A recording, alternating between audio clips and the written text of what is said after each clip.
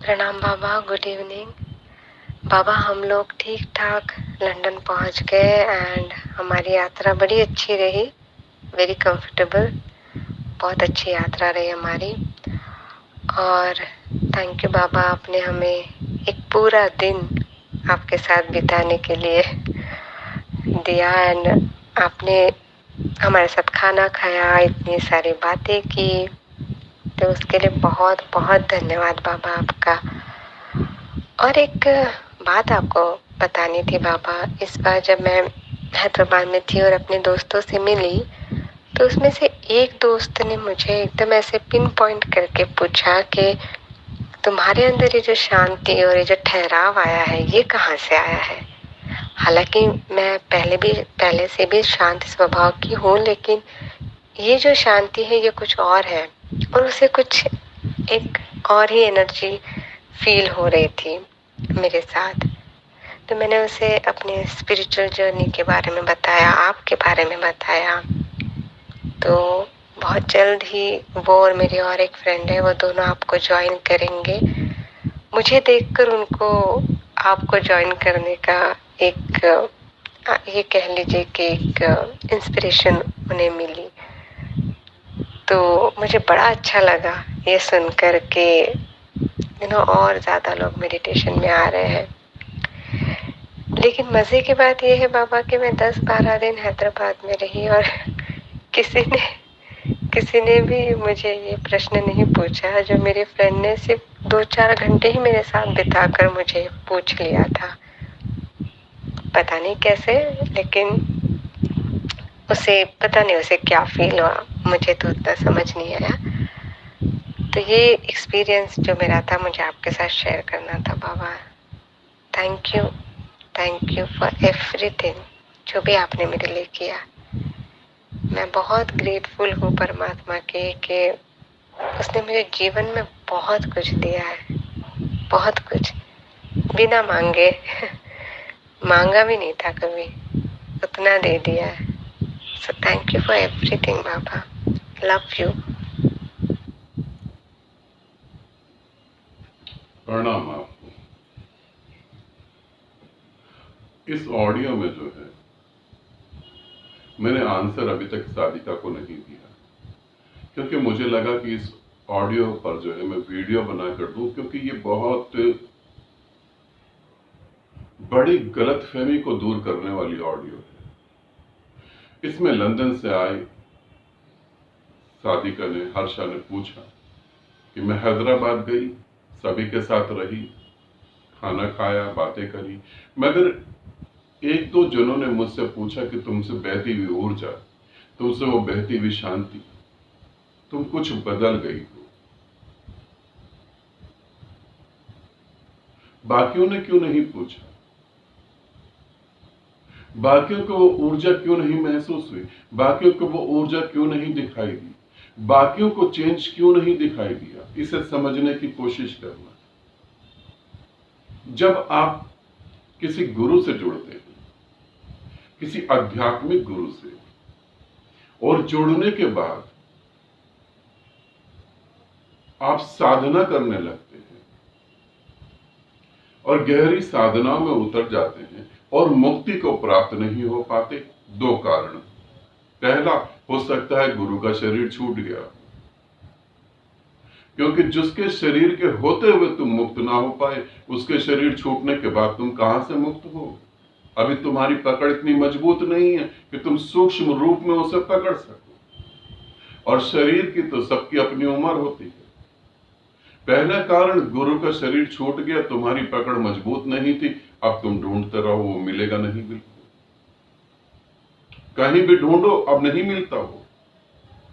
और गुरु जब शरीर छोड़ देता है, या तो वो निराकार के साथ एक हो जाता है, या करुणावश प्रेम के कारण वो दोबारा आता है, मगर उसका दोबारा आना पता नहीं कौन सी सदी में होगा, यह भी निश्चित नहीं होता। अब क्या करा जाए? कुछ भी नहीं करा जा सकता। दूसरा कारण, यदि साधक का शरीर छूट जाए तो भी यात्रा पूरी नहीं हो। तो भी यात्रा पूरी नहीं होगी। अब जो साधक का शरीर छूट गया वो क्या करेगा? वो आगे जाके शरीर धारण करेगा। अब जब वो आगे जाके शरीर धारण करेगा तो हो सकता है वो ऐसे घर में शरीर धारण कर ले जहां अध्यात्म को मानने वाला कोई भी ना हो। धार्मिक होना अलग है, आध्यात्मिक होना अलग है। ध्यान रखना, मंदिर में जाके पूजा करना ये अलग बात है, कोई मंत्र को दोहराना ये अलग बात है। अध्यात्म बिल्कुल अलग है, बिल्कुल ही अलग है। वहां पंडित की जरूरत नहीं है, वहां तुम सत्यनारायण की कथा नहीं सुनोगे, वहां तुम हनुमान चालीसा नहीं पढ़ोगे, वहां तुम्हें जो है कुछ नहीं करना, वहां तुम शब्द नहीं सुनोगे, वहां तुम कुछ भी नहीं करोगे। अध्यात्म बिल्कुल अलग है। बुद्ध ने कभी हनुमान चालीसा नहीं पढ़ा था, कृष्ण ने भी नहीं पढ़ा था। कृष्ण किसी मंदिर में नहीं गए थे, महावीर किसी मंदिर में नहीं गए थे।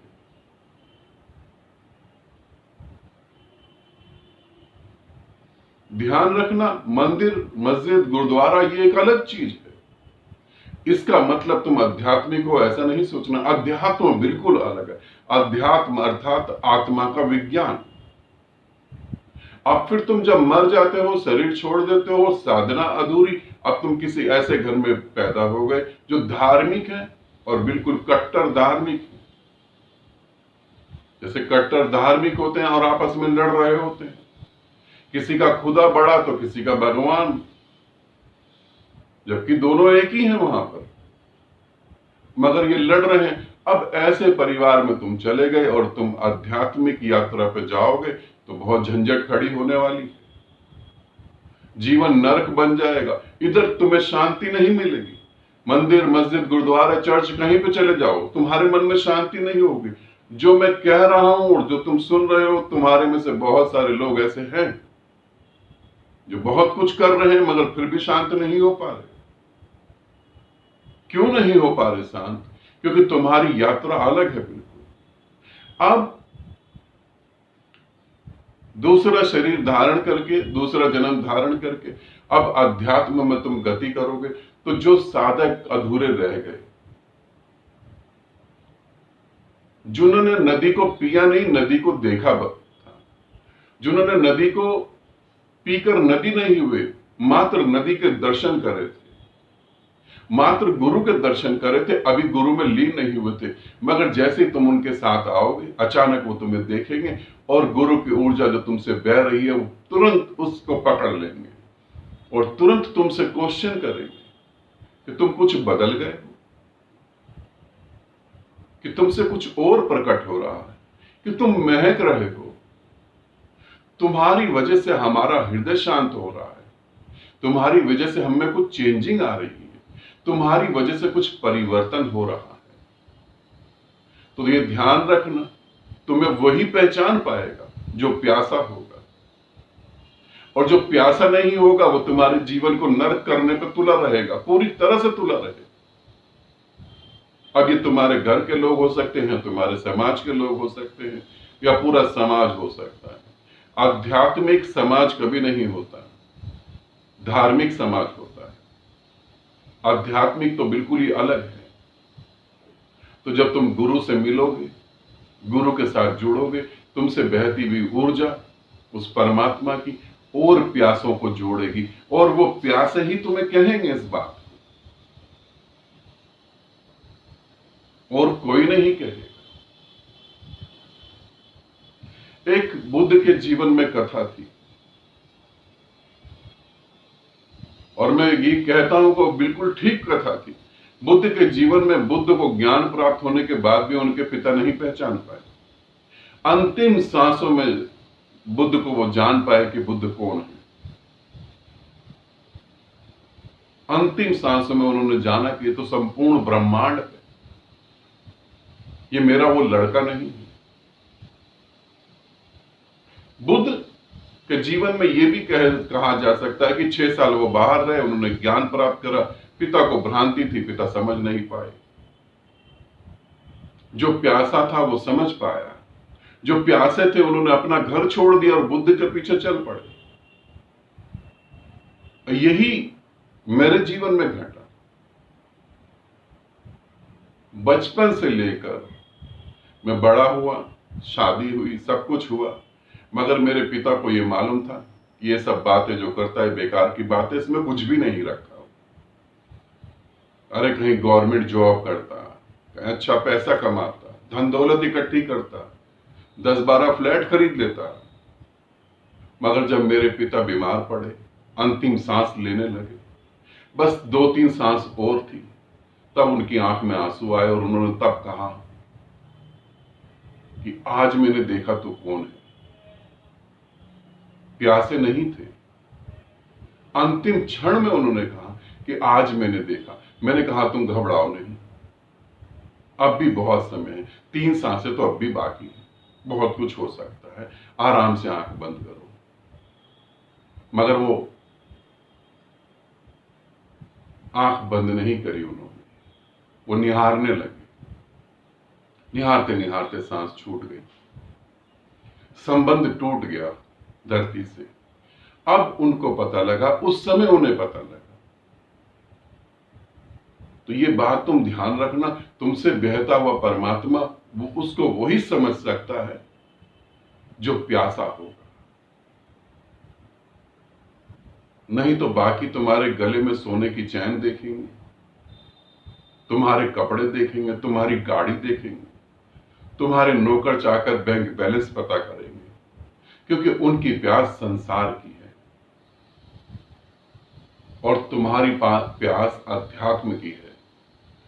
तो तुम उसे पूरा करो, इसी जन्म में तुम मुक्त हो जाओ।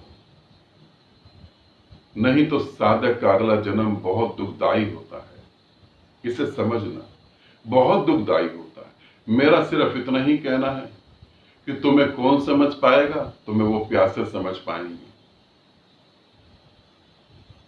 तुम्हारा परिवार अलग परिवार है, तुम्हारा परिवार प्यासों का परिवार है, तुम्हारा परिवार परमात्मा की शराब पीने वाले शराबियों का परिवार है, तुम्हारा परिवार खुमारी में जो डूबे रहते हैं उनका परिवार है, तुम्हारा परिवार संयोग वर्ष जो तुम्हें मिल गया वो तुम्हारा परिवार नहीं, तुम्हारा परिवार तो कहीं और है और तुम जीवन जी रहे हो कहीं और। इसीलिए तो तुम्हारे जीवन में दुख है, इसीलिए तुम्हारे जीवन में दुख है। तुम्हारा परिवार है नीले आकाश पर बैठ के राज करने वाला, और तुम उस आकाश को छोड़कर धरती पे पंख लेके फड़फड़ा रहे हो, उड़ ही नहीं पा रहे। यही दुख का कारण है, इसे समझ लो। आनंदित रहो, सदा खुश रहो। बहुत बहुत प्रेम आप सभी को।